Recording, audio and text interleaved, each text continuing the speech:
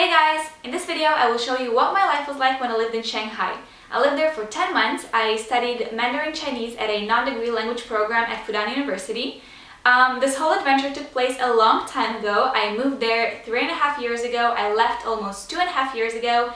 And it was such an incredible experience. I always wanted to make a video that I could go back to and re-watch and relive the memories, and to show my friends and family who weren't there with me what my life was like, what I was doing. And also, many of you guys have found my channel through my Shanghai video, and I've been getting a lot of questions like, what was I doing there? Was I studying? So it only made sense for me to finally make this video. First of all, a little story about my first evening in Shanghai. I landed in the afternoon and I arrived at the dorm in the evening. It was already dark out, and my very first impression was that even though I was going to live in the international students dorm, nobody from the staff could speak any English, and at that point I couldn't say a word in Chinese. But I was like, okay, I somehow managed to communicate with the reception person, and I signed the papers and checked in and went up to my room.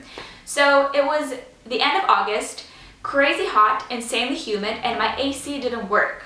I could turn it on, but it wasn't cooling. And how am I gonna explain that in Chinese to the staff? So nobody understood me, obviously, so I had nothing to do with that. Also, I arrived a day or two too early because all the other students started to arrive on the 29th or the 30th. So I couldn't even talk to anyone else there. So it was my first evening in China. I didn't have internet in my room. I didn't have a Chinese SIM on my phone yet. And my phone from back home usually worked abroad. At least I could get texts or calls. And I was trying to text my parents, and it looked as if the message did go through. Like, it didn't say that it didn't. So I thought I sent a message to my parents. And I wasn't getting any texts back from them. They didn't call me. So it was my first time moving away from my family to the other side of the world. And I was thinking to myself, oh my God, my parents sent me to China and now they don't want to talk to me anymore. The most rational thing I could think of. So I had no contact with my family, nobody I could talk to in the dorm, no internet, I didn't understand anything. And then I was like, I'm stuck here for at least 6 months. I have to make this work.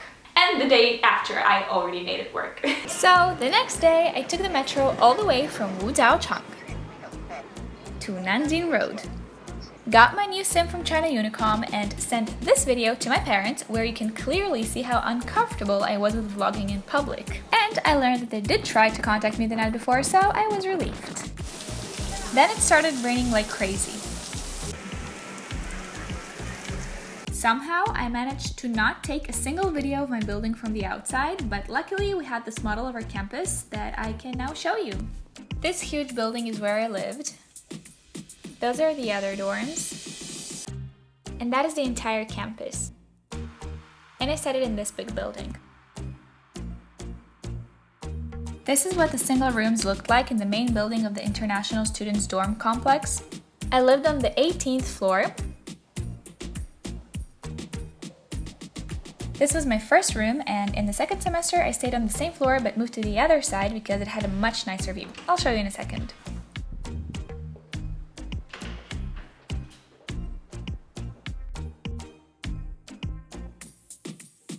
So this was the view from my first room. It's not bad at all. You see that track under construction over there? This is what it's gonna look like by the time I'll be leaving. I ran there, it was nice. And this was my second room.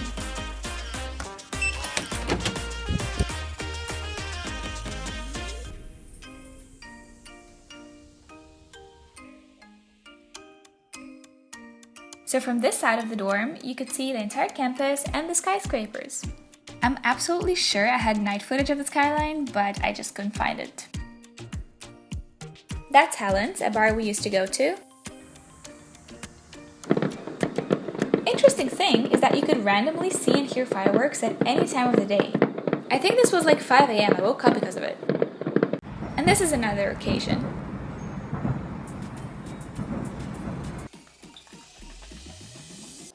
At both ends of each floor, there's a kitchen, so you have stoves. There's a fridge, but you can also rent a mini fridge for your room, which I did, so I didn't use this one. There are 2 washing machines, a water boiler, you can get hot water for your tea, and of course this gorgeous view. This building has 23 floors, and one thing I really wanted to do was to climb all the way up the stairs just for fun, but unfortunately I ended up not doing that.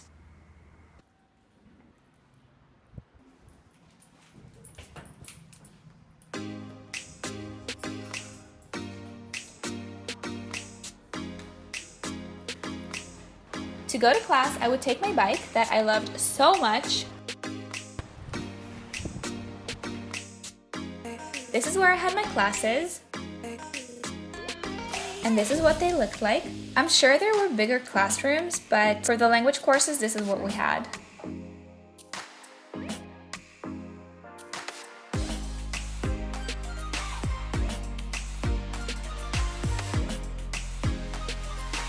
This is the university cafeteria. Always so crowded.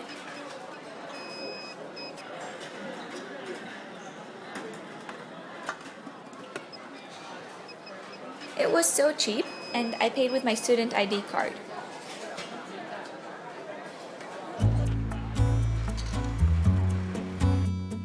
And this is me studying my characters.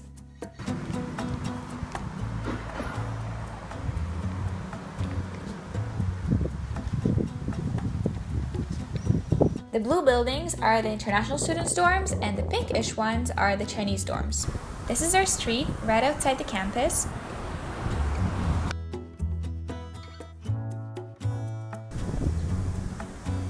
If we wanted to get to the metro stop, we could either bike, walk, or take this bus.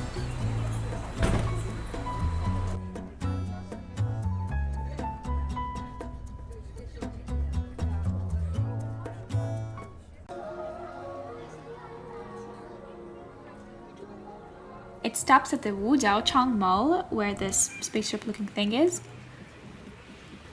And this is the metro entrance.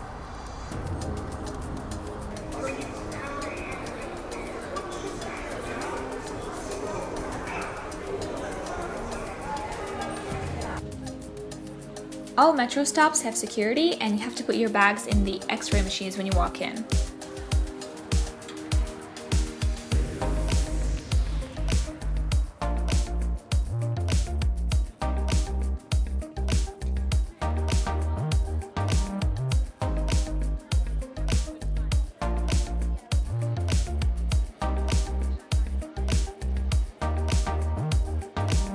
And if you want to live in China, you better get used to big crowds everywhere you go.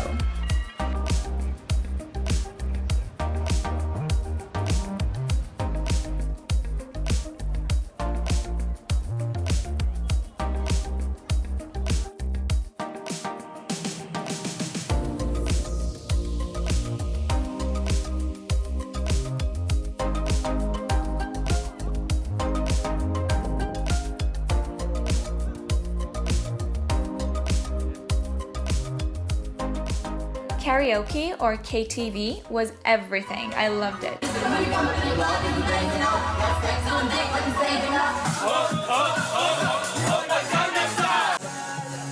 And we also went clubbing a lot.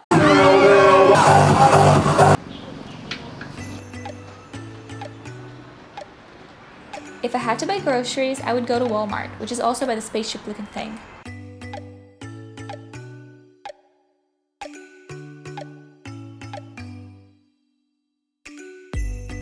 This juice was my favorite. Never bought this Oreo bucket, but it always fascinated me.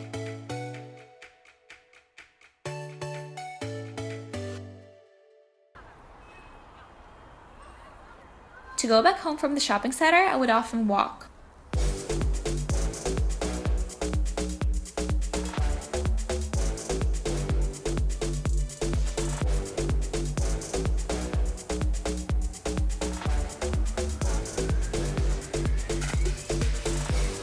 This place had really good rice.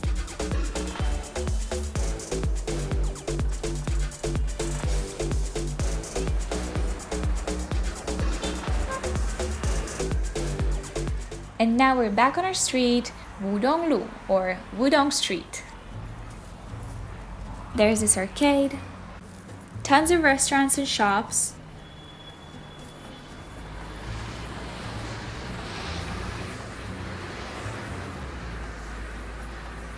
Aw, I remember this teddy bear. Oh my god, Family Mart was life. It's the best convenience store ever. I can't believe I don't have any videos from inside of it. Okay, sorry for the too much information, but this was the stinkiest corner ever. On one side, there was a public bathroom. On the other side, a dumpster. Yeah. Those buildings are other student apartments, not provided by the university, and we're really close to the dorms now. This is where we would go to get quick food or some groceries. I ate a lot at the place on the right, but wow, on the left you see Mom. It's literally called Mom. I think half my meals in China were from there. It was so good. And this is Roger, the owner of Mom. This is what it looked like, just white rice, fried egg, and chicken with vegetables and soy sauce. Here we have our Family Mart. And this was when I was leaving. I was checking out and the guy came to see if I didn't break anything, and it was so sad.